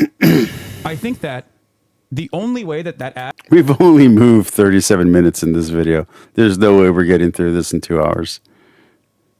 is even remotely sticky when, you know, or even remotely effective, when I still question the legitimacy of how effective the ad was, because there's plenty of examples of people actually So, like I said, I'm going to go for 2 hours, and then at the end of that, I'm going to work out and then go to bed. I still have work tomorrow. But yeah, so we got maybe 30 more minutes. defending trans people and then winning by resounding numbers all across the country. It depends on what issue, though, Haas. It's because the Democrats they stand for nothing. There is nothing that unites the base of support for the Democratic Party. They are this weird big tent, third way neoliberal party that is constantly pointing to institutional norms and defending this notion of civility. If that is your overarching campaign strategy, then yes, if you stand for nothing, you will, you know, people can turn around and tell others what you actually stand for. They can reframe what you actually stand for and say this is the type of stuff that they care about actually. And therein lies the problem. And I think you and I will agree on this. If it was like a Bernie Sanders style candidacy, if Kamala Harris was like, I want Medicare for all, that Americans are suffering, I want to fix the housing crisis by... Democrats got to, and progressives, I should say progressives, need to really stop going to the Bernie well. Bernie didn't win a national election. Bernie has lost multiple attempts to be the presidential candidate. I don't care how many ifs, ands, you know, like, well, what if this had happened, that would have happened. You can play the what if game all you want. The truth is he's lost every time he's tried to be a national candidate. He's a good senator who has a good following, and he wins his seat over and over again, just like a lot of people on both the left and the right do all the time. So his congregates like him,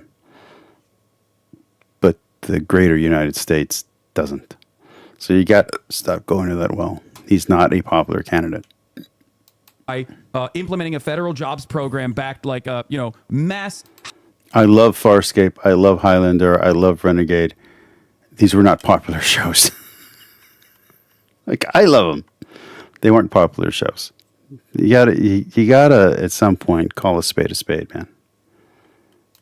Housing boom that will actually fix the housing markets in all these big cities and all across the country by building a shit ton of houses. No public-private partnership, none of that. No opportunity economy language whatsoever. We're gonna just fucking build, baby, build. Okay. If those are some of the key markers that you're focusing on, this does two things. Okay. This does two things. Number one, Republicans are reactionary, so now they have something that they have to fight against. And if they don't have anything to fight against, they're going to find new fucking wedge issues to make everybody pay attention to, no matter how silly or stupid. They're reactionary, but they're able to be proactive. Not a coherent sentence. Stupid, right? So now they have to fight against that policy and present why that policy is bad. Now they have to sit there and lie about why giving healthcare to every American is actually going to be devastating because they're backed by their corporate donors. So that's a major issue with the way that the Democratic Party operates in general, and I think you agree with me on this, right? If you give them something to fight for, if you give them something to fight against, they're not going to fucking find new ways find new things that they can just like draw a wedge on. So that's number one. Okay. Number two, okay? The second. By the way, Thomas, I think I'm just going to deadlift tonight. I might do leg press. I might do squats, but I think I'm just going to do deadlifting. I think that's going to be my night tonight. Second thing is when you don't have this broad, very obvious policy that you like earnestly are fighting for, that you have been able to communicate to like the majority of the population, like this is my North Star. This is the key defining issue of the Democratic Party this election cycle. Okay. All of a sudden, when you cave and capitulate, the second point I was going to make is when you cave and capitulate the right-wing framing on these issues, the only thing you end up doing is basically admitting that the Republicans are right. And the Democrats have done this on immigration. The Democrats have done this on policing. The Democrats have allowed the Republicans to dominate the space over and over and over again, and they've done it with trans issues as well, or they're doing it now with trans issues as well. Just call it out for what it is. It's a simple distraction. This is not going to put food on your table. This is the Thomas, I hope you're working out too. Don't stop working out. You got to keep exercising, my friend. way that the Republican Party gets away with being in the pocket of billionaires openly by saying this is the only thing that the Democrats care about. It's not a distraction issue, and that's not what they're saying. They're just saying this is a silly thing that they care about. And they're willing to sacrifice your rights for this project, for this, belief. That's what they're doing. That's when it becomes a wedge issue. That's where the wedge issue is that they are they're saying, hey, look, they're willing to sacrifice your rights. That's when it's a wedge issue. But them not caring about something or them not agreeing with something isn't the creation of the wedge issue. It's when the framing is done in such a way to where it becomes an oppositional point. Trans people are your neighbors. They're not your... I'm starting to get tired. Oh, no, again. Overall, the real reason why I think a lot of people see crime everywhere, and especially in cities, in my opinion, even... Right? We agree with that, especially in this day and age. So from extreme position that you're not really on the left and you're a right-wing grifter and blah, blah, blah, blah, blah. So let's do crime. I'm not going to pay too much attention to this because ultimately... I don't give a shit if there are disagreements. I have disagreements with my friends all the fucking time.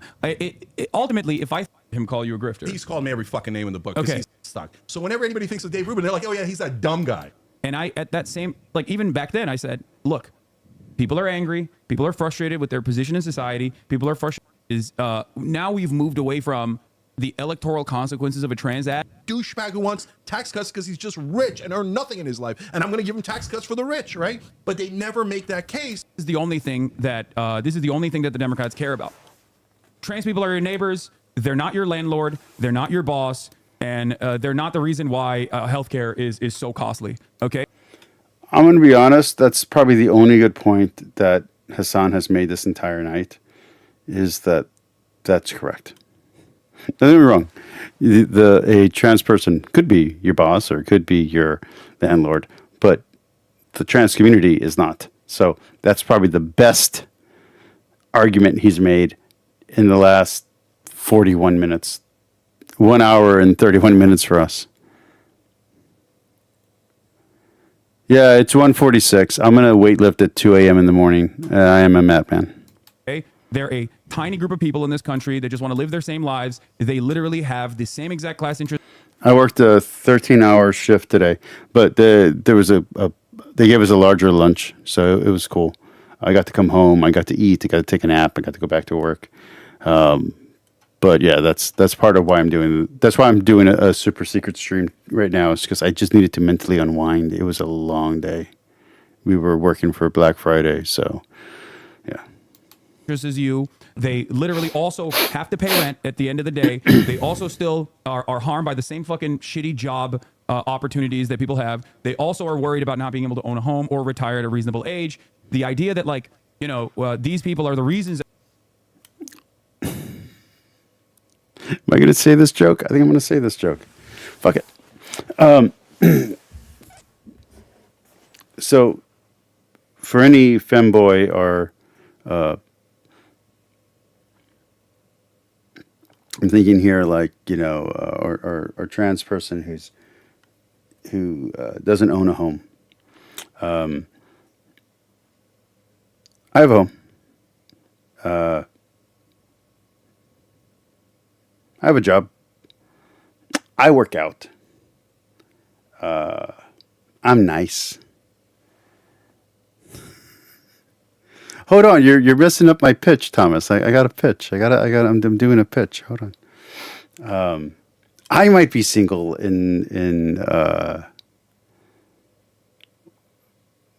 I gotta word the time frame correctly because I don't want to give exactly when I'm not going to be here.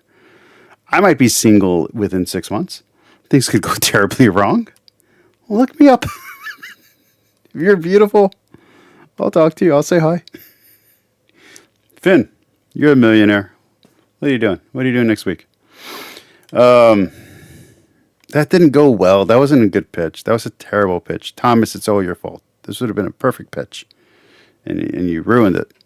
You're my new B.S. Lewis. You ruined my pitch. I'm blaming you. As to why you're experiencing economic anxieties is silly. Don't ever have this conversation. That's what I say. And that's how I deal with it as someone who is obviously somewhat radical in my pro-trans message overall. Because so look, it's silly.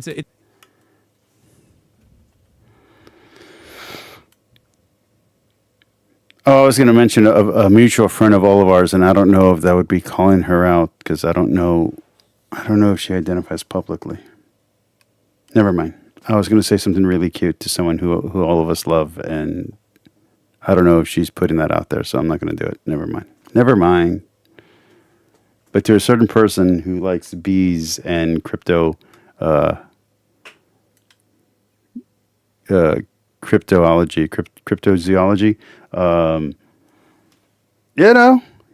you might want to, get in my DMs because who knows where I'm going to be single in a few months. I'm just saying.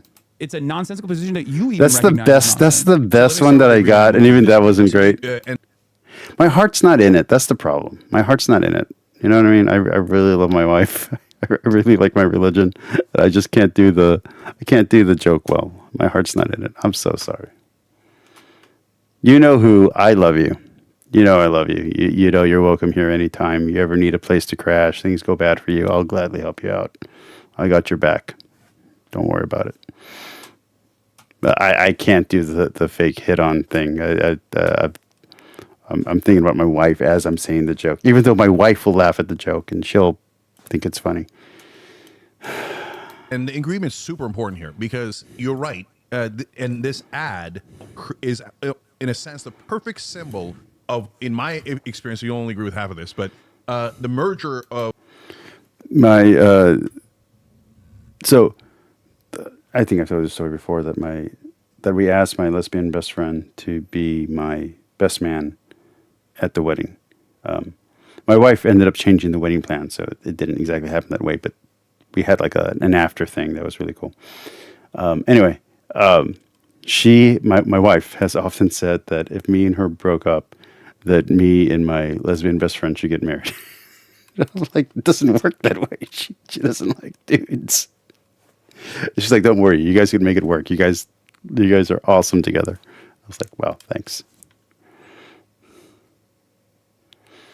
Of what is wrong with the Democratic Party's corporate wing and the radical left wing. You The switch them radical together. left wing.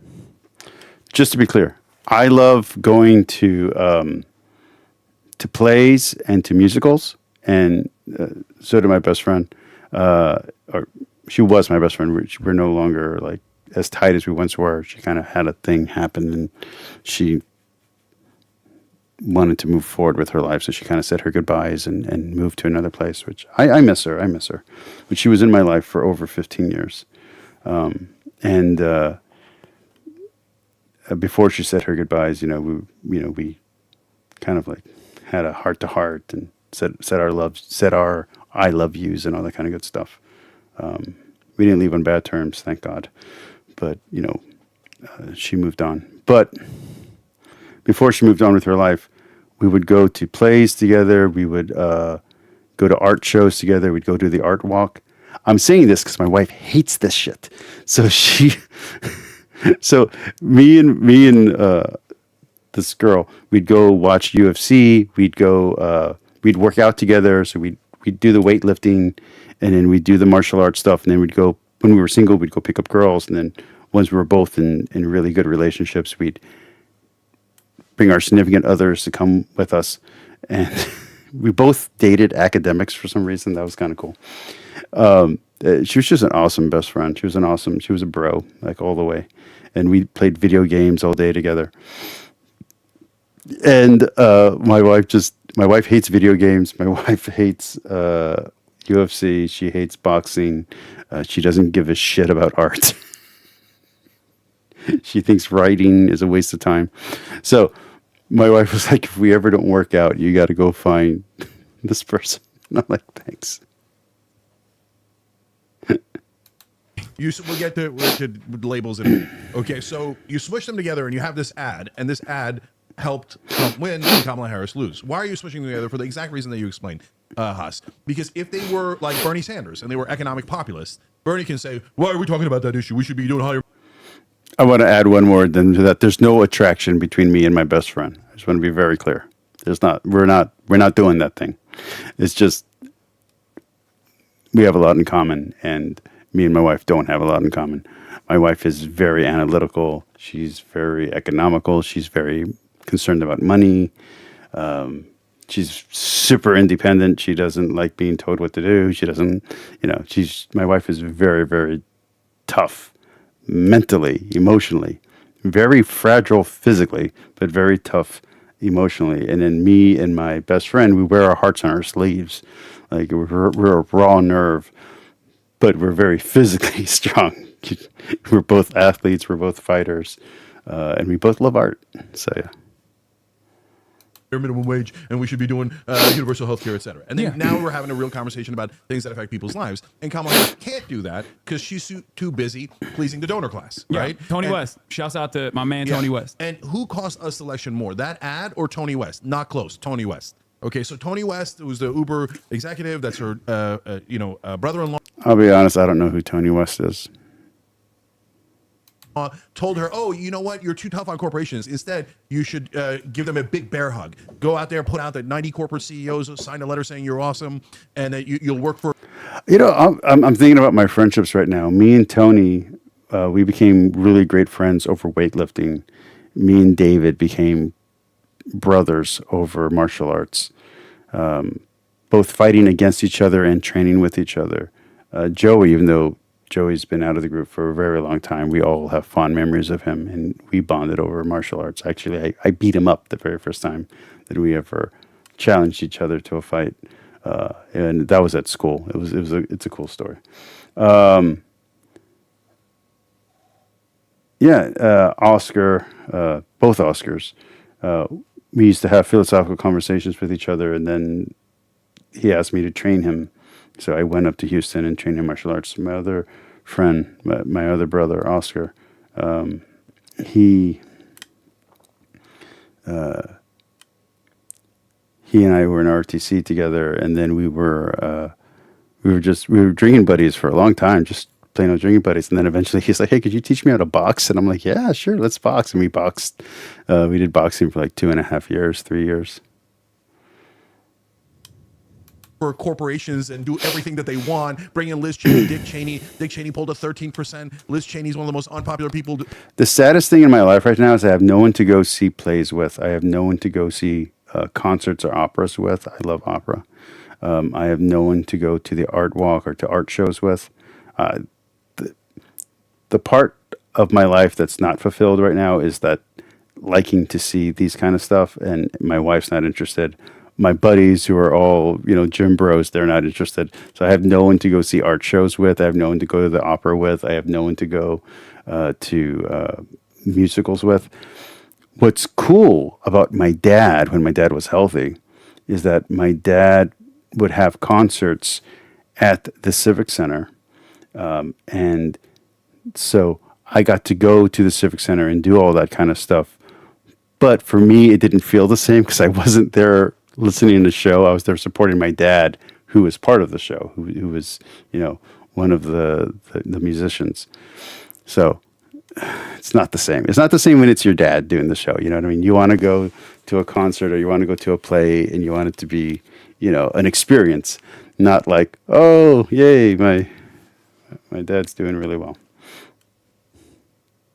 Progressive Data for Progress did a poll that showed the more she campaigned with Liz Cheney, the more she lost support. She lost enthusiasm. It was a super dumb idea, and that cost us more than this ad did. This whole idea of, oh my God, I love big business, and I'll do everything big business tells me. Look at Mark Cuban. He's on every cable channel telling you that I will do whatever the fuck business interests want. It's the worst idea in the world, especially when you're running against Donald Trump, and Donald Trump's going, hey, here's a billionaire, Elon Musk. I'm just going to give the government to him. And here's another billionaire, Miriam Adelson, and I'm going to give foreign policy. I'm to sorry, her. And here's Tim Mellon, weirdo guy. I lost the plot.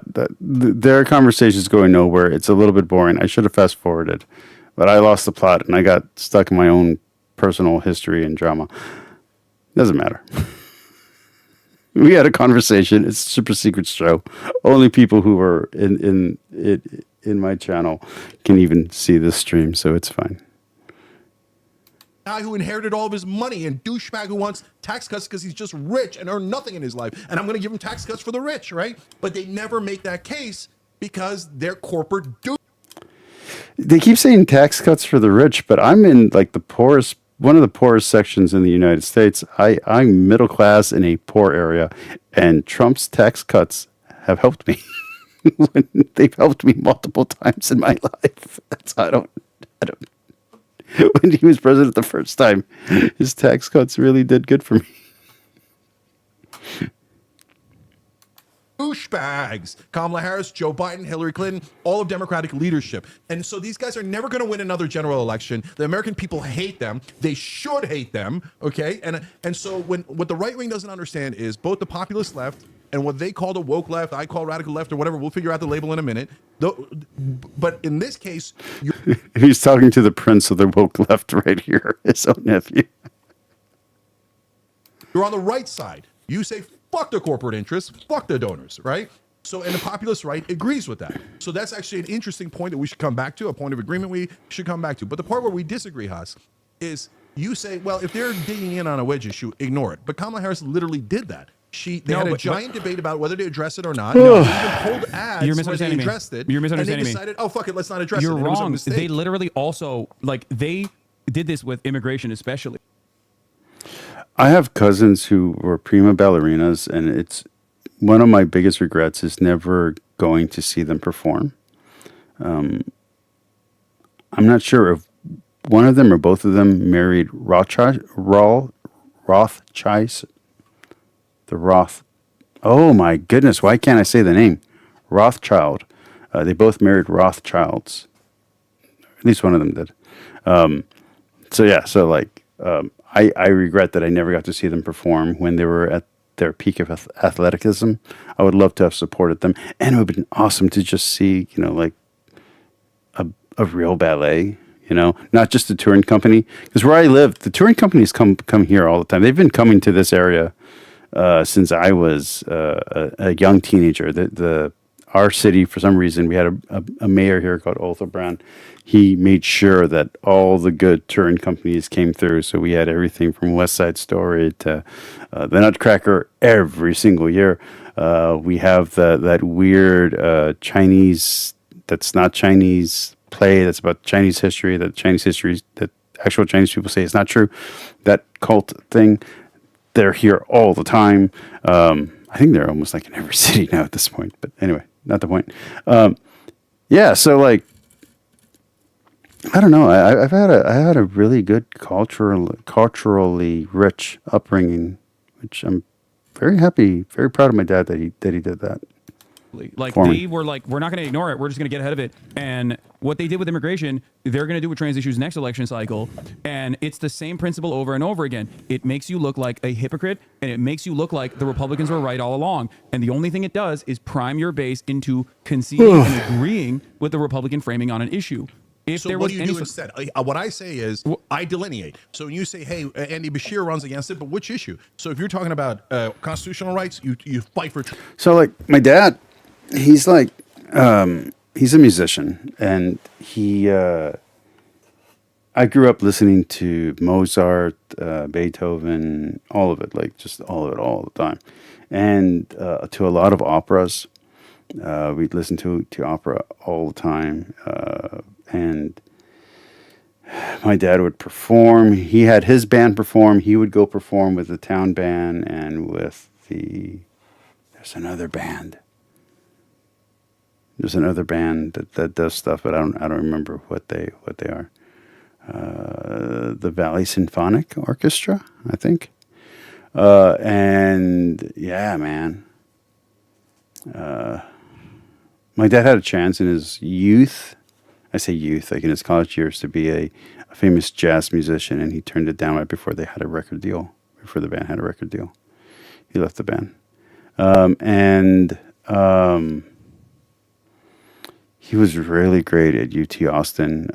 The band director from that time period always gets excited whenever my dad would come around. I have another cousin who performed at Carnegie Hall. Man, my family's freaking talented, and I'm such a loser. Anyway.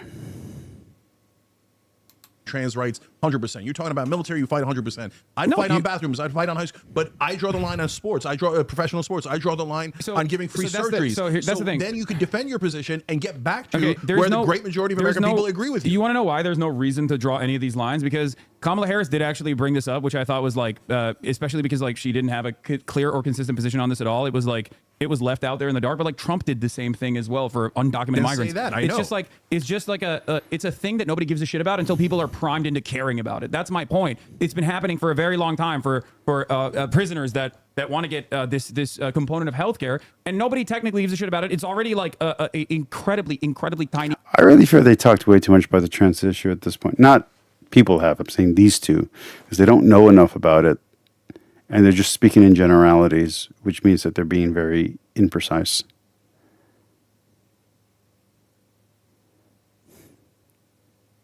If it's Baroque, it doesn't need fixing. Beautiful, Thomas. Beautiful. I'm actually more into the Gothic scene, but okay. So it doesn't fucking matter. Like it ultimately doesn't matter. I'm saying if the Democrats had something to, if Democrats had, but it didn't, and I'll get to that in a second. I think Genk is right again on this one as well. If Democrats had something that they were fighting for, nobody would give a shit about this. That's the point. Yeah, but you brought up Bernie Sanders, and you said, "Oh, healthcare, universal healthcare." Bernie Sanders has also said trans rights are human rights. Like, you know what I mean? It's not like. But that's the difference between 2016 and 2020. It's not like Bernie Sanders. It's not like Bernie Sanders himself is saying like, "Yeah, fuck trans people. We got to cut him out of this bargain." But nobody's saying fuck trans people. You guys are just making that up. No, but when Hasan, when you again, true. First of all, you get all these crazy Republicans people are online. saying that. Republicans are saying that. No, Republicans are not saying that. Idiot evangelists and apologists are saying that. Not Republicans. You're confusing the conservative Christian right with the Republican right. Those are two different things. And conservative Christian right isn't even the far right either. You're just confusing and conflating what the right is, and you think because Christians, specifically conservative Christians, are arguing for this, that therefore the right is arguing for this. But they're not. The conservative Christians are yelling at the right saying, hey, you're supposed to be one of us, and yet you're doing this thing that we don't agree with. They're not yelling at you, Hasan. They don't care about you. They don't think you're relevant to the conversation. They're yelling at people like me. They're yelling at people like Randall Rouser. They're yelling at people like William Lane Craig saying, hey, you're supposed to be the person on our side. Why aren't you agreeing with us on our stance here? On our social stance. And we're like, we don't care about your social stance. We care about our faith and the religion. We don't care about the social shit. Like, we just don't. That's the argument. The argument is, we care about being a good person and going to heaven and bringing as many people to heaven as we can with us. We don't care about the social stuff that has nothing to do with the faith, with the religion. And that doesn't make us progressives, because progressive Christians do care about the social stuff, but they just care about it in the opposite direction. No, I know, but we're not saying that. No, I know. These crazy people online who are like, oh my God, if you don't agree to free surgeries for every trans person on planet Earth, you're a fucking Nazi. Well, you know those people exist, and fuck those people. Okay. That is the radical left, and they are stupid, and they do cost us elections. No, you're. I agree with Genk 100% there. I can't believe how much I'm agreeing with him, because I normally on his show I'm like, but no, I'm agreeing with him with everything that Genk's saying. Hyper focusing, and I've had this conversation privately with you many times over. You are hyper focusing on people that are in your replies on Twitter, and because so you agree that's with all me, you that radical left because is bullshit, all you interact, stupid dumbasses. Do you agree? There are a million people that are both in your replies. He doesn't have the balls to say it, because that's his audience. That have also gotten mad at me as well, time and time again, on specific issues, maybe ones that even pertain to trans. That's because your audience, you suffer from audience capture. And that's self-fulfilling loop. Okay, it literally doesn't matter. People get very passionate, understanding. I'm very understanding. Shocking agreement. I agree. There's I 13 douchebags online. That's what I said from day one. I know, but why the fuck would you ever hyper focus on Okay, but people Haas, like because that? Look, no.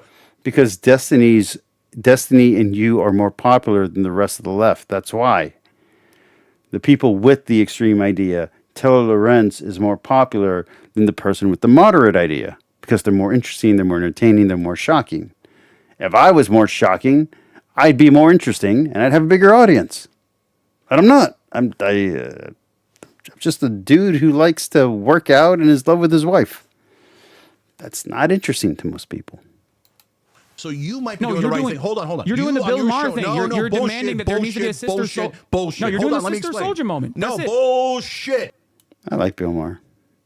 No, you're trying Okay, to. so the minute we said the most reasonable things on earth, which you now agree with apparently, then what happened? It wasn't just the 13 douchebags online. And by the way, everybody said, no, those 13 douchebags represent all the left. You're not on the left anymore because the 13 douchebags control the left. And then what happened next? Then majority. They both don't listen to each other. This is such a Thanksgiving argument. Report jumped in and Lance from the Serbs and all the other little dirtbags jumped in and they were like, no, Genk and Anna are turning right. The 13 douchebags are right. We need to protect every trans person gets free surgery. Even in China. Even though we have nothing to do with China. We hate them. They're Nazis. You got to. Okay. I mean, I'm 100% right. Every You dirtbag show gotta- did it. you gotta calm Every down. dirtbag show did it. Tell me I'm wrong. This is reframing an issue that is now we've moved away from the electoral consequences of a trans ad to your own personal anger and frustration that you have with left-wing media online. Whatever. I agree with Genk. Whatever. I like the Thanksgiving conversation only for one reason. So this year I didn't cook a turkey. For the last several years, I've cooked a turkey for my dad. Like going back 7 years, I've been cooking turkeys for my dad. And this year my wife wasn't here. My wife wasn't here for Thanksgiving last year, and my wife wasn't here at all this year because we separated for a year. And I didn't want to make a turkey. So what I did was like a layered. So I bought like pre-made turkey meals at like the HEB section. So it was like freshly cut deli turkey, but it was, like it was pre-made with the, the yams and all that kind of stuff. And so I got 3 of them. I got 3 different style of turkey things, and I layered them and I put them in the oven. And so it was like 3 servings. But for me and my dad doesn't eat that much, and I'm a big guy. So between the 2 of us, it was perfect. It was enough. It was enough for about 2 or 3 extra servings. And I put stuffing all around it, and I layered, and then I put gravy up on top. Oh, it was delicious. Might not have looked beautiful, but man, it was delicious. And we didn't overeat. Who can say that for Thanksgiving? We are So do you agree left-wing media online, those guys that I 11 listed are full of shit? I have and in a tiny, stupid minority? I have disagreements with everyone in this space, but there's a reason why seemingly I don't catch the same amount of strays that you do because I don't hyper focus. I can tell you why. I don't hyper focus. What do you think it is? They think you're hot, young. I don't mean attractive. God bless on that. Okay, I'm also obviously hot. I mean, as in they think, oh, the young people watch Hasan. He's cool, and you give the thing of like, oh no, trans people are right on everything, right? You don't. No, it's also the fact that he's good looking, he's tall, and he's rich.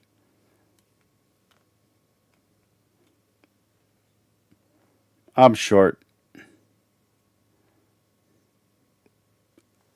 I'm a little ugly. And I'm broke. So I'm not famous. It's a thing. Come out and make the distinctions that Anna and I made. Okay, so they think, oh no, he's good. He's extreme as we are. I think he's woke left. Yay, extremeness. I think the reason, first of all, you're okay. By the way, majority report and all of you guys, you better attack him. He apparently agrees with me. Okay, you better attack him. I don't. You're not going to attack him, are you? Get the fuck out of You're here. hyper personalizing this into like criticisms that you've comes and punches you in received. the face 12 times, and you go, what? Why are you hyper personalizing it? Because just because I called you a Nazi, now it's personal to you. Because myself, you, majority report. But I all never of changed this- my policy. All I of never this, changed my all policy. of this is inconsequential in the grand scheme of things. And whenever there's like drama, for example, I've been getting attacked mercilessly by my former podcast co-host that has been actively trying to deplatform me for the past 2 months because he thinks that, or he's claiming that I am creating a space that is anti-Semitic. The way I've dealt with that, for the most part, is by just actively ignoring it leading up to the election because I was like, this is some fucking silly nonsense. And in the aftermath, I covered some of the broader points and I fucking moved on. If you extend the conflict that way, instead of trying to find a reasonable middle ground and even show humility even show humility instead of saying I'm right, there's never going to be any sort of real solidarity. Humility, you a bunch of idiots who are wrong. Because I like what. And here's where Genk loses me. I love this part. We're going to play a little bit of this and then we're going to call it a night. If you all enjoyed this one, let me know and I'll continue this video. Not tomorrow, because tomorrow we're doing a different bonus super secret stream. But if you enjoyed this one, maybe we'll do this one again on another secret stream and we'll just finish the video. We'll finish the debate. If you enjoyed, let me know. Let me know in the comments below if you want me to keep doing it. If I get at least 5 people say that they want me to keep doing this one, I will come back to this video and do another super secret stream on this and finish this debate live with you all. What does humility mean? Like, oh, maybe you're right about your dumb opinion that's going to cost us this election. Okay. Maybe you're right about your dumb opinion that gets the majority of the country to hate us when our economic positions are overwhelmingly popular. Maybe you making us intensely unpopular when we should be focusing on universal health care, higher wages, paid family leave. But you idiots hate policy. All you want is identity politic bullshit, and you think that drives ratings, and you want me to show humility to those morons? Let's zero. Let's have a meta conversation really quickly. Okay, we're good there. We're good there. This is it. That was done. All right, if you guys want me to finish this, let me know. I have 5 people. If all it takes is 5 people saying that they want me to do this, and I will do another super secret stream before I go to China. All right, I love you all. Thomas, thank you for hopping in. I was shocked that anyone even showed up. We did have a good number of viewers for a short amount of time, but then I started talking about my personal stuff and people left. Santiago, thank you so much. I always appreciate you on here. Anyone else who hopped in, thank you so much for watching. Even if you're only here for a minute or you're here for an hour, you're all awesome. Thank you so much. Have a great night, everybody, and let's go play the outro music.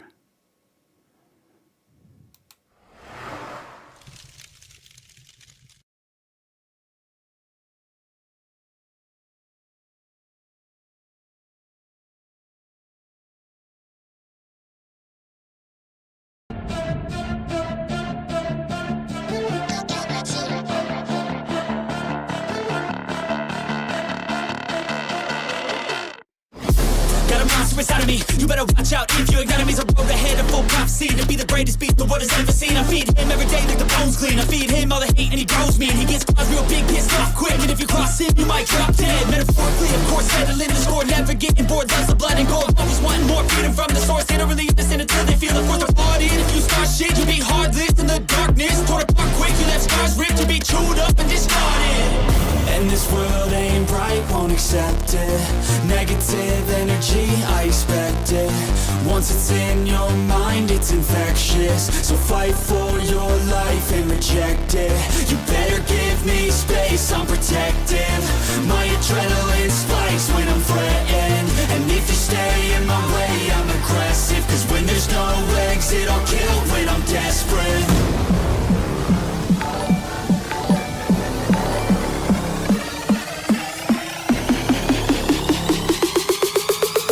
There's no exit, I'll kill when I'm desperate.